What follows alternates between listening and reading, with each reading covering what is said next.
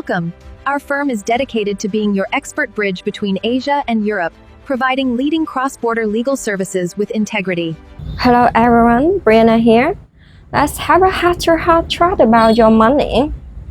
First and foremost, welcome to Vietnam. You brought your capital, your vision, and your expertise here, and that is genuinely fantastic. The market is booming. The energy is the streets is electric, and the food is out of this world. But let's be real for a second. While you are incredibly busy scaling your business, chasing KPIs, and building your empire, there's a silent leak in your company's bank account. It is a leak that most foreign founders and CEOs simply don't notice until tax season hits them like a ton of bricks.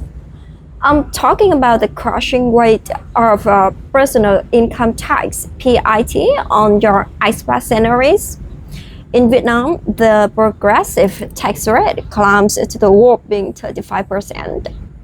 Consequently, if you are not careful with how you structure your own compensation, all the packages you offer your top-tier foreign directors, you are quite literally burning cash that should have been reinvested into your company's growth. So today I'm going to share a highly effective, completely legal strategy that smart companies use to keep more money in their pockets. We call it expat scenario restructuring. To truly understand how this works, let's dive into the little story. Picture this scenario. You should hire David, a brilliant marketing director from the UK, or perhaps you are currently setting up your own compensation package as the founder. Naturally, David wants a comfortable life in Saigon or Hanoi. So after some negotiation, you both agree on a net take-home salary of $10,000 a month. At this point, your HR team does what most HR teams do. They download a standard labor contract template, fill in the blanks, and write base salary $10,000 in cash. When the Vietnamese tax authority sees this, they will gladly apply the progressive tax bracket and gross that number up. To guarantee David actually takes home that $10,000, your company might have to spend closer to $14,000 or even $15,000 a month just to cover his PIT obligations. Ouch. And this is a massive, often unexpected financial burden for the company. But here is where the plot twists. If we look closely at David's life, he doesn't actually need $10,000 in raw cash sitting idle in his bank account. What David actually needs is a lifestyle that $10,000 buys. He needs to pay for his high-end condo in Thảo Điền. He needs to cover a notoriously high international school fees for his 2 kids. And he certainly wants to fly back to London to see his family once a year. What if, instead of handing David a mountain of highly taxed cash so he can pay these massive bills himself, the company pays those bills for him as part of his compensation package? Welcome to the art of restructuring. By converting a strategic chunk of the cash salary into specific government-approved non-taxable benefits, David still gets to enjoy the exact same premium lifestyle. Meanwhile, your company's tax bill drops dramatically. Let's break down the 3 golden pillars of this strategy. The first one is a 15% housing cap. Renting a beautiful villa or a high-end condo for an expat isn't cheap. Let's say David's rent is $2,500 a month, And if you simply transfer him in cash as a housing allowance, that entire amount is dumped into his taxable income and taxed at up to 35%. The smart way is the company signs a lease agreement directly with the landlord and pays the rent directly from the corporate account. Why?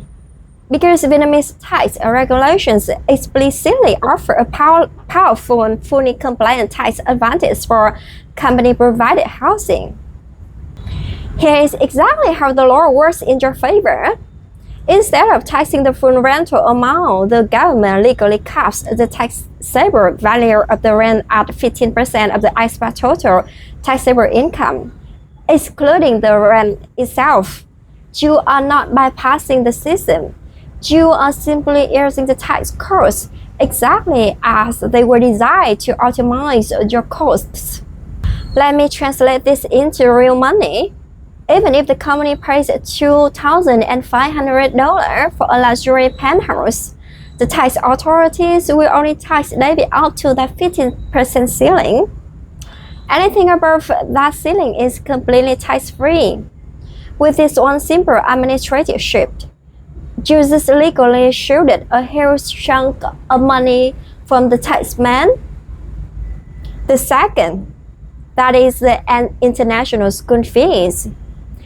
If you are an expat raising kids in Vietnam, and you already know the painful truth, international schools cost an absolute fortune. We are often talking about $20,000 to $35,000 per year per child. If David pays this massive bill out of his own pocket using his monthly cash salary, he is paying it with post-tax money. It's incredibly inefficient. The smart way, which is write the tuition fees explicitly into David's labor contract. Then have the company pay the tuition fees directly to the school. Make sure the school issues a proper VAT invoice, which is the red invoice bearing the company's exact name, address, and tax code. According to the Vietnamese law, tuition fees paid by the employer for an expat student from kindergarten up through his high school are 100% exempt from personal income tax. Yes, you hear that exactly. 0% tax on a $30,000 to $70,000 benefit. This is without a doubt the most powerful cost-saving tool you have when negotiating with senior expat highs. The third one is the annual flight home. Being thousands of miles away from home is tough. No matter how much you love Vietnam, naturally David wants to take his family back to the UK for the holidays. But international flights are expensive, and if he buys the tickets himself, he's once again using his heavenly tax income. The smart way is the company includes a specific clause in his labor contract providing one round-trip flight per year back to his home country. As long as the company purchases the ticket directly, retains the official invoices, and keeps a copy of David's boarding passes as a proof of travel, the entire cost of that flight is 100% non-taxable. Not only does it save the company tax money, but from a psychological standpoint, it makes David feel incredibly valued and cared for. It is a massive win for employee retention and morale. And the bottom line is, doing business in Vietnam is very much like playing a high-stakes game of chess. If you blindly follow standard templates using basic of the intellect contract and just throw cash at your problems, you could end up paying the maximum penalty every single time. But the truth is, The Vietnamese government is actually very practical. They want foreign capital and they want top-tier foreign expertise to grow the economy. Because of this, the law intentionally provides these specific exemptions to encourage investment.